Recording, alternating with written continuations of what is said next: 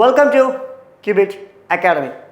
അപ്പോൾ ഇന്ന് നമ്മൾ നോക്കാൻ പോകുന്നത് ഇന്ത്യൻ ജുഡീഷ്യറിയെക്കുറിച്ചാണ്. ജുഡീഷ്യറിയെക്കുറിച്ചാണ് പറഞ്ഞാൽ കംപ്ലീറ്റ് കാര്യങ്ങളല്ല, നമ്മളതിൻ്റെ സ്ട്രക്ചറാണ് എന്ത് ചെയ്യുന്നത് നോക്കാൻ പോകുന്നത്. ഇന്ത്യൻ ജുഡീഷ്യറിയുടെ സ്ട്രക്ചർ എന്താണ് എന്നുള്ള കാര്യമാണ് എന്ത് ചെയ്യുന്നത് നമ്മൾ നോക്കാൻ പോകുന്നത്.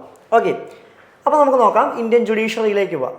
India has A single integrated judicial system. എന്താണ് ഈ സിംഗിൾ ഇൻ്റഗ്രേറ്റഡ് ജുഡീഷ്യൽ സിസ്റ്റം എന്നുകൊണ്ട് നമ്മൾ ഉദ്ദേശിക്കുന്നത്? ഫോർ എക്സാമ്പിൾ, നിങ്ങൾ ഏതെങ്കിലും ഒരു കേസിൻ്റെ ഭാഗമായിട്ട് ഡിസ്ട്രിക്ട് കോർട്ടിലേക്ക് പോയി എന്ന് വയ്ക്കുക. ആ ഡിസ്ട്രിക്ട് കോർട്ടിൽ നിന്ന് നിങ്ങൾക്ക് നീതി കിട്ടിയില്ലെങ്കിൽ നിങ്ങൾക്ക് ആരെ സമീപിക്കാൻ പറ്റും? ഹൈക്കോടതിയെ സമീപിക്കാൻ പറ്റും, അല്ലേ? ആ സ്റ്റേറ്റിൻ്റെ ഹൈക്കോടതിയെ സമീപിക്കാൻ പറ്റും. ഇനി ഹൈക്കോടതിയിൽ നിന്ന് നിങ്ങൾക്ക് നീതി കിട്ടിയില്ലെങ്കിൽ നിങ്ങൾക്ക് ആരെ സമീപിക്കാൻ പറ്റും? സുപ്രീം കോർട്ട് ഓഫ് ഇന്ത്യ എന്ത് ചെയ്യാൻ പറ്റും? സമീപിക്കാൻ പറ്റും. ഇതിനെ നമ്മൾ വിളിക്കുന്ന പേരാണ് ഇത് ഇൻ്റഗ്രേറ്റഡ് ജുഡീഷ്യൽ സിസ്റ്റം. ഓക്കെ, എന്താണ് ഇൻ്റഗ്രേറ്റഡ് ജുഡീഷ്യൽ സിസ്റ്റം എന്നുള്ള പേരിലാണ് എന്ത് ചെയ്യുന്നത് ഇത് അറിയപ്പെടുന്നതായിട്ട് എന്ത് ചെയ്യാൻ പറ്റുക നമുക്ക് കാണാൻ സാധിക്കാം. The judiciary India has pyramidical structure with the supreme court at the top. അതായത് എന്താണ്, ഒരു പിരമിഡിൻ്റെ സ്ട്രക്ചറിലാണ് ഇന്ത്യൻ ജുഡീഷ്യറി. അതിൻ്റെ ഏറ്റവും ടോപ്പിൽ വരുന്ന ആരാന്ന് ചോദിച്ചു കഴിഞ്ഞാൽ ആരാണ്? സുപ്രീം കോർട്ടാണ്. ഇനി സുപ്രീം കോർട്ടിൻ്റെ താഴെയായിട്ട് ആര് വരുന്നുണ്ട്? ഹൈക്കോർട്ടുകളും. ഇനി ഹൈക്കോർട്ടിൻ്റെ താഴെയായിട്ട് ഡിസ്ട്രിക്ട് കോർട്ടുകളും സബോർഡിനേറ്റ് കോർട്ടുകളും എന്ത് ചെയ്യുന്നുണ്ട് വരുന്നതായിട്ട് എന്ത് ചെയ്യാൻ പറ്റും നമുക്ക് കാണാൻ പറ്റും. പക്ഷേ ഈ ലോവർ കോർട്ടുകളൊക്കെ വർക്ക് ചെയ്യുന്നത് ആരുടെ കൺട്രോളിലാണെന്ന് ചോദിച്ചു കഴിഞ്ഞാൽ ആരുടെ കൺട്രോളിലാണ്? ഹൈക്കോർട്ട്സിൻ്റെ കൺട്രോളിലാണ്. ഹൈക്കോർട്ട് ആരുടെ അണ്ടറിലാണ്? സുപ്രീം കോർട്ടിൻ്റെ അണ്ടറിലാണ്. നമുക്ക് ആ സ്ട്രക്ചർ നോക്കി നോക്കാം. ഇതാണ് ഇന്ത്യൻ ജുഡീഷ്യൽ സിസ്റ്റത്തിൻ്റെ സ്ട്രക്ചർ എന്ന് വിളിക്കുന്നത്. ഏറ്റവും മുകളിൽ ആരുണ്ട്? Supreme court of India. നമ്മൾ പറഞ്ഞു ഒരു ഇൻ്റഗ്രേറ്റഡ് ജുഡീഷ്യൽ സിസ്റ്റമാണ്. ഇതിൻ്റെ ഏറ്റവും മുകളിലാണ് ആരുള്ളത്? സുപ്രീം കോർട്ട് ഓഫ് ഇന്ത്യ ഉള്ളതായിട്ട് എന്ത് ചെയ്യാൻ പറ്റുക നമുക്ക് കാണാൻ പറ്റുക. ഇനി എന്തൊക്കെയാണ് ഈ സുപ്രീം കോർട്ടിൻ്റെ പ്രത്യേകത? It decisions are binding on all കോർട്ട്സ്. അതായത് സുപ്രീം കോടതി ഒരു കാര്യം പറഞ്ഞു കഴിഞ്ഞാൽ, ഫോർ എക്സാമ്പിൾ ഒരു ജഡ്ജ്മെൻറ്റ് പറഞ്ഞു കഴിഞ്ഞാൽ, ഈ ജഡ്ജ്മെൻറ്റ് എന്ന് പറയുന്നത് ഇന്ത്യയിലെ എല്ലാ ഹൈക്കോടതികൾക്കും എന്താണ് ബാധകമാണെന്നുള്ളതാണ്. ഓക്കെ, സുപ്രീം കോർട്ട് പറയുന്ന ജഡ്ജ്മെൻറ്റ് എന്താണ്? ഇന്ത്യയിലെ എല്ലാ കോടതികൾക്കും എന്താണ്? ഹൈക്കോടതികൾക്കും ബാധകമാണ്. Can transfer judges of high court. അതുപോലെ തന്നെ എന്ത് ചെയ്യുന്നു? അതും ആരുടെ ഫംഗ്ഷനാണ്? സുപ്രീം കോർട്ടിൻ്റെ ഫംഗ്ഷനാണ്. Can move cases from any court it self. അതുപോലെ തന്നെ ഒരു കേസ് എന്ത് ചെയ്യും? ഒരു കോടതിയിൽ നിന്ന് മറ്റൊരു കോടതിയിലേക്ക് എന്ത് ചെയ്യാൻ പറ്റും? മൂവ് ചെയ്യാൻ പറ്റും. And can transfer cases from one high court to another. അതുപോലെ തന്നെ എന്താണ്, ഒരു കേസ് ഒരു ഹൈക്കോർട്ടിൽ നടക്കുകയാണെങ്കിൽ ആ ഹൈക്കോർട്ടിൽ നിന്ന് മറ്റൊരു ഹൈക്കോർട്ടിലേക്ക് ഈ കേസ് ട്രാൻസ്ഫർ ചെയ്യാനുള്ള അധികാരം ആർക്കുണ്ട്? സുപ്രീം കോർട്ടിനുണ്ട്. ഇതിൻ്റെ താഴെ വരുന്നതാണ് ആര്? ഹൈക്കോർട്ട്. എന്താണ്? Can hear appeals from lower court. അതായത് ലോവർ കോർട്ടുകൾ പറഞ്ഞ വിധി ശരിയാണോ തെറ്റാണോ എന്ന് നമുക്ക് എവിടെ പരിശോധിക്കാൻ പറ്റും? ഹൈക്കോടതിയിൽ എന്ത് ചെയ്യാൻ പറ്റും? പരിശോധിക്കാൻ പറ്റും. Can issue writs for restoring fundamental rights. അതുപോലെ തന്നെ എന്താണ്, നമുക്കറിയാം നമ്മുടെ മൗലികാവകാശങ്ങൾ നഷ്ടപ്പെട്ട് കഴിഞ്ഞാൽ നമുക്ക് ആർട്ടിക്കിൾ 32 വഴി സുപ്രീം കോടതിയെയും അതുപോലെ തന്നെ ആർട്ടിക്കിൾ 226 വഴി ഹൈക്കോടതിയെയും നമുക്ക് എന്ത് ചെയ്യാൻ പറ്റും? സമീപിക്കാൻ പറ്റും. And can deal with cases with the jurisdiction of the state. അതായത് ഏത് സ്റ്റേറ്റിൻ്റെ ഹൈക്കോർട്ടാണോ ആ സ്റ്റേറ്റിൻ്റെ ഉള്ളിൽ നടക്കുന്ന പ്രശ്നങ്ങളായിരിക്കും എന്ത് ചെയ്യുക? ഹൈക്കോടതിയിൽ പരിഗണിക്കുക. Exercises superintendence and control over the courts below it. അതുപോലെ തന്നെ ഇതിൻ്റെ താഴെ വരുന്ന കോർട്ടുകളെ കൺട്രോൾ ചെയ്യുന്ന ആരാന്ന് വെച്ച് കഴിഞ്ഞാൽ ആരാണ്? ഹൈക്കോടതികളാണ്. ഇതിൻ്റെ താഴെ വരുന്നതാണ് ഏത്? പിന്നെ ഡിസ്ട്രിക്ട് കോർട്ട്. എന്താണ് ഡിസ്ട്രിക്ട് കോർട്ടിൻ്റെ പ്രത്യേകത? Deals with cases arising in the district. അതായത് ഡിസ്ട്രിക്റ്റിൽ വരുന്ന കേസുകളൊക്കെയാണ് ആര് നോക്കുന്നത്? ഡിസ്ട്രിക്ട് കോർട്ട് നോക്കുന്നതായിട്ട് കാണാൻ പറ്റുക. And considers appeals on decisions given by lower court. ഇവരുടെയും താഴെ വരുന്ന സബോർഡിനേറ്റ് കോർട്ടുകൾ പറയുന്ന തീരുമാനം ശരിയാണോ തെറ്റാണോ എന്ന് നോക്കുന്ന ആരാണ്? ഡിസ്ട്രിക്ട് കോർട്ടുകളാണ്. And decides cases involving serious and criminal offence. Okay, അതിൽ ക്രിമിനൽ ഒഫൻസ് ഒക്കെ എന്താണ് ഇവരെന്ത് ചെയ്യാറുണ്ട്? ഡിസൈഡ് ചെയ്യാറുണ്ട്.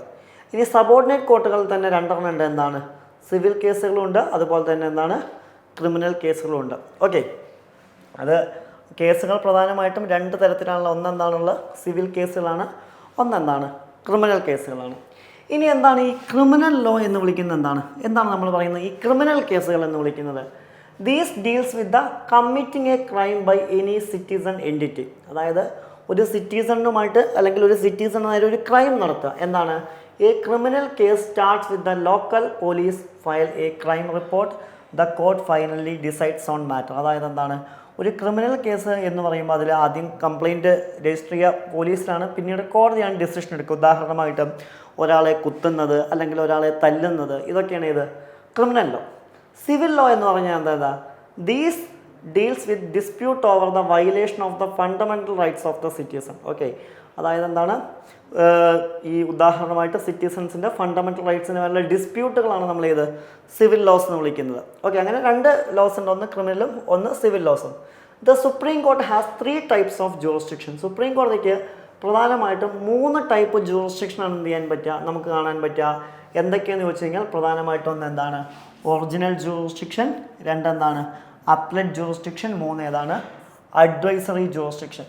ഇത് പറയുന്ന ആർട്ടിക്കിളുകൾ ഏതൊക്കെയാണെന്ന് ചോദിച്ചു കഴിഞ്ഞാൽ ആർട്ടിക്കിൾ 131, ആർട്ടിക്കിൾ 133, ആർട്ടിക്കിൾ 136, ആർട്ടിക്കിൾ 143 തുടങ്ങിയവയുടെ അണ്ടറിലാണ് എന്ത് ചെയ്യുന്നത്? ഈ 3 ജൂറിസ്ഡിക്ഷനെ കുറിച്ച് പറയുന്നത്. അപ്പോൾ സുപ്രീം കോർട്ടുകൾ പ്രധാനമായിട്ടും എത്ര ജൂറിസ്ഡിക്ഷൻ ഉണ്ടെന്ന് വെച്ച് കഴിഞ്ഞാൽ പ്രധാനമായിട്ടും 3 ജൂറിസ്ഡിക്ഷനുള്ള ഏതൊക്കെയാണ്? ഒറിജിനൽ ജൂറിസ്ഡിക്ഷൻ ഉണ്ട്, അപ്പലറ്റ് ജൂറിസ്ഡിക്ഷൻ ഉണ്ട്, ആൻഡ് അഡ്വൈസറി ജൂറിസ്ഡിക്ഷൻ ഉണ്ട് എന്നുള്ളതാണ്. പ്രധാനമായിട്ടും 3 ജൂറിസ്ഡിക്ഷൻസ് ആണ് ഉള്ളത്. ഇനി എന്തൊക്കെയാണ് ഒരു ഇന്ത്യൻ ജുഡീഷ്യറിയുടെ ഫങ്ഷൻസ് എന്ന് പറയുന്നത്, അല്ലെങ്കിൽ ഏതെല്ലാം കാര്യങ്ങളിലാണ് ഇന്ത്യൻ ജുഡീഷ്യൽ സംവിധാനം എന്ത് ചെയ്യുന്നത്, ഇടപെടുന്നതായിട്ട് എന്ത് ചെയ്യാൻ പറ്റുക, നമുക്ക് കാണാൻ പറ്റുക. അതിലാദ്യം വരുന്നതാണ് ഏത്? Administration of justice. എന്താണ് ഈ അഡ്മിനിസ്ട്രേഷൻ ഓഫ് ജസ്റ്റിസ് എന്നുകൊണ്ട് ഉദ്ദേശിക്കുന്നത്?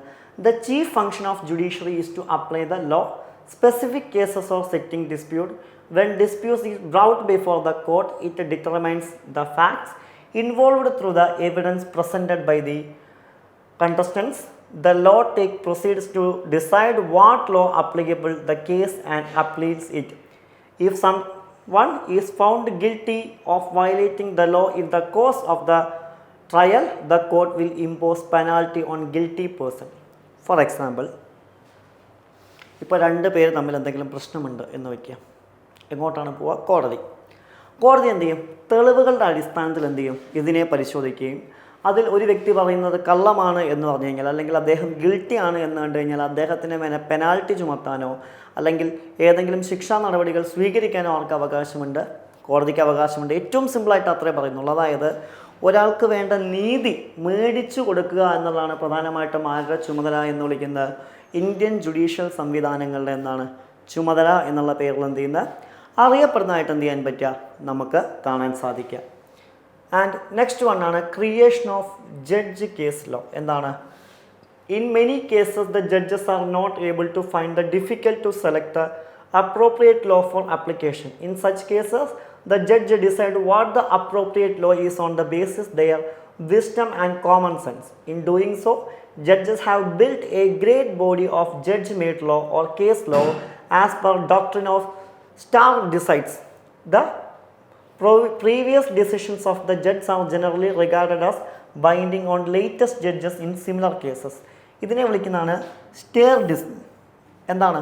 ഫോർ എക്സാമ്പിൾ, ഒരു കേസ് നടക്കുന്നു, അതിന് അപ്രോപ്രിയേറ്റ് ആയിട്ടൊരു ലോ ഇല്ല എന്ന് വിചാരിക്കുക, അല്ലെങ്കിൽ അപ്രോപ്രിയേറ്റ് ആയിട്ടൊരു ലോ കണ്ടുപിടിക്കാൻ സാധിക്കുന്നില്ല പോലീസുകാർക്കെങ്കിൽ ഇത് ഏതുമായി ബന്ധപ്പെട്ടതാണ്, അല്ലെങ്കിൽ ഇത് ഏത് നിയമവുമായി ബന്ധപ്പെട്ടതാണ് എന്ന് തീരുമാനിക്കുന്ന ആരാണ്? അവിടുത്തെ ജഡ്ജസാണ്. അങ്ങനെ ആ ജഡ്ജസ് ഒരു തീരുമാനമെടുക്കുകയാണ്. അതായത് ഈ കൈൻഡ് ഓഫ് നാച്ചർ, അല്ലെങ്കിൽ ഈ ഒരു ഒഫൻസ് എന്ന് പറയുന്നതാണ് ഈ നിയമവുമായി ബന്ധപ്പെട്ട് കിടക്കുന്നതാണ്, ഈ രീതിയിലാണ് ശിക്ഷ കൊടുക്കേണ്ടത് എന്ന് തീരുമാനിക്കാനുള്ള അവകാശം ആർക്കുണ്ട്? അവിടെ ഇരിക്കുന്ന ജഡ്ജസിനുണ്ട്. ഒരാളല്ലാട്ടോ തീരുമാനിക്കുക, ഒരുപാട് പേരാണ് തീരുമാനിക്കുക, ഒരിക്കലും ഒരാളുടെ മാത്രം ഡിസിഷൻ അല്ലാതെ. അങ്ങനെ തീരുമാനമെടുക്കാനുള്ള അധികാരം ആർക്കുണ്ട്? ജുഡീഷ്യറിയിലെ ജഡ്ജസിനുണ്ട് എന്നുള്ളതാണ്. ഓക്കെ, പിന്നീട് ഭാവിയിൽ വീണ്ടും കേസുകൾ ഇതേ നാച്ചുറലുള്ളത് നടക്കുകയാണ് എന്നുണ്ടെങ്കിൽ എന്താണ്? ഈ തീരുമാനത്തിനനുസരിച്ച്, അതായത് പണ്ടെടുത്ത ഈ തീരുമാനത്തിനനുസരിച്ചിട്ടായിരിക്കും എന്ത് ചെയ്യുക, ആ കേസും എന്ത് ചെയ്യുക, തീരുമാനിക്കുക എന്നുള്ളതും ഏതിൻ്റെ പ്രത്യേകതയാണ്? ഇത്തരം കേസുകളുടെ എന്താണ് പ്രത്യേകതയാണ് എന്നുള്ളതാണ്. പിന്നെ വരുന്നതാണ് എന്ത്? Guardian of the constitution.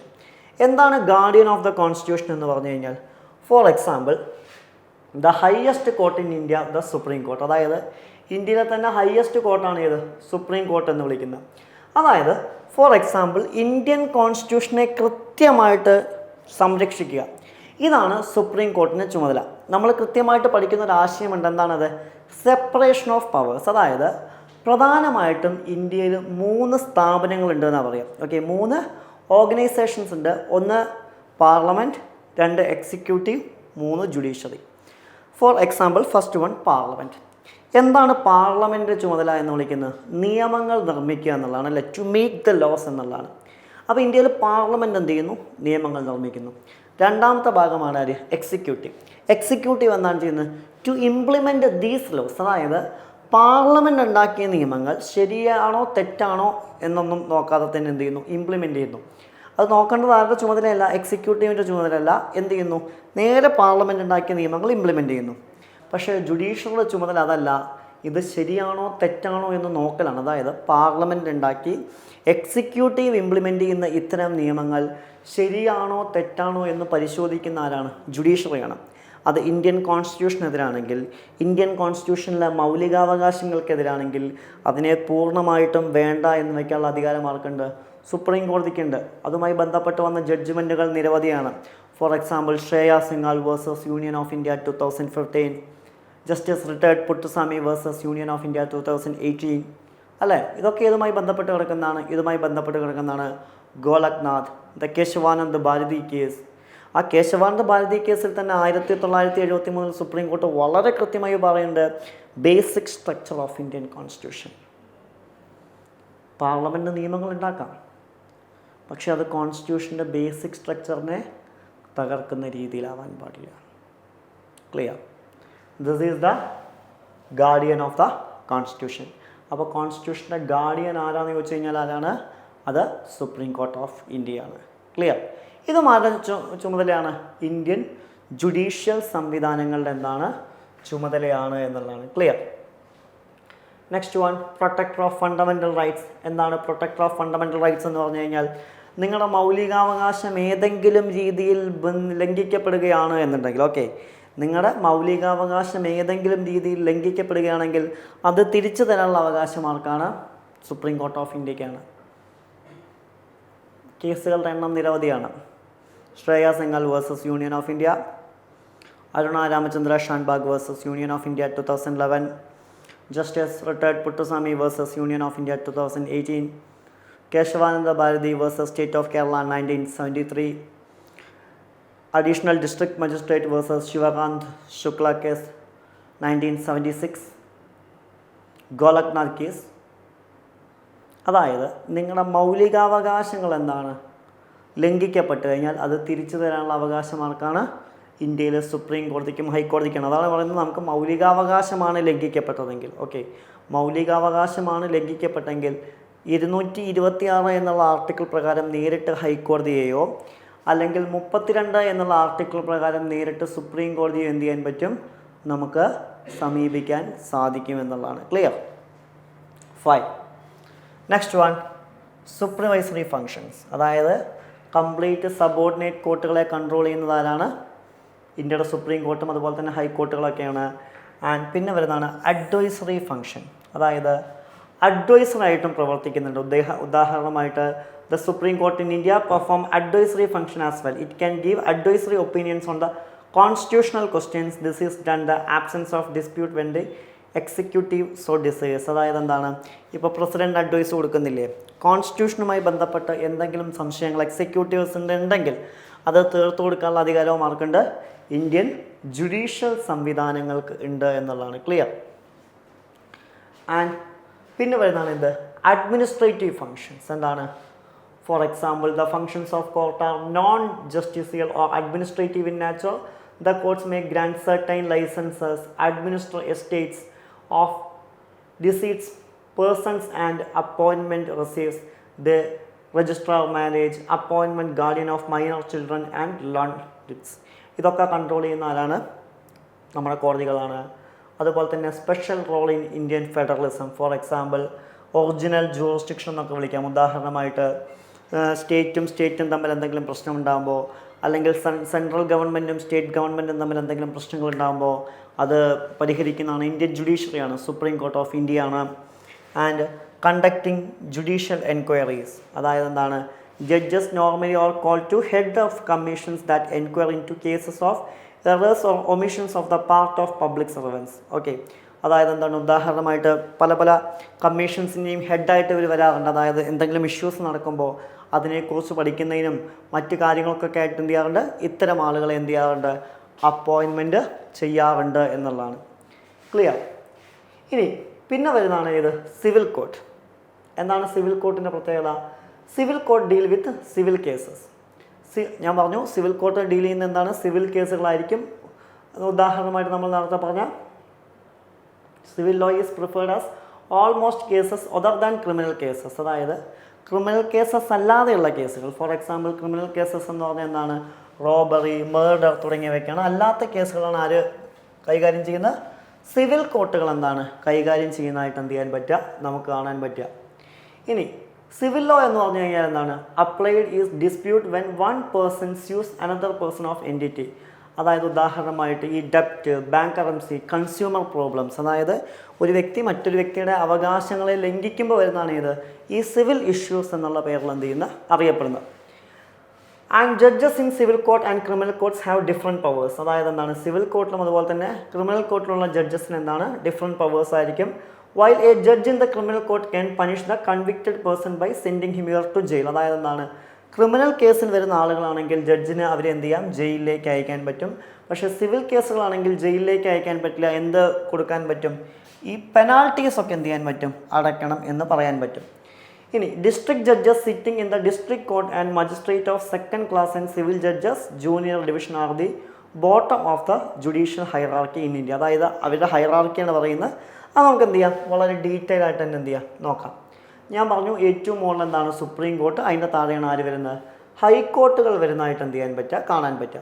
ഇനി അതിൻ്റെ ഹൈക്കോർട്ടിൻ്റെ താഴെ തന്നെ രണ്ടെണ്ണം ഉണ്ട്, മെട്രോപൊളിറ്റൻ കോർട്ടും ഡിസ്ട്രിക്ട് സെഷൻ കോർട്ടും. അതിൽ ആദ്യം നമുക്ക് നോക്കാം മെട്രോപൊളിറ്റൻ കോർട്ട്. മെട്രോപൊളിറ്റൻ കോർട്ടിൽ തന്നെ എന്തുണ്ട്, സിവിലുണ്ട് ക്രിമിനലുണ്ട്. ഇതിൽ സിവിൽ വരുന്ന ഏതാണ്, സിറ്റി സിവിൽ കോർട്ട്സ് വരുന്നുണ്ട്. അതിൻ്റെ താഴെ എന്താണ്, കോർട്ട്സ് ഓഫ് സ്മോളർ കേസസ് വരുന്നുണ്ട്.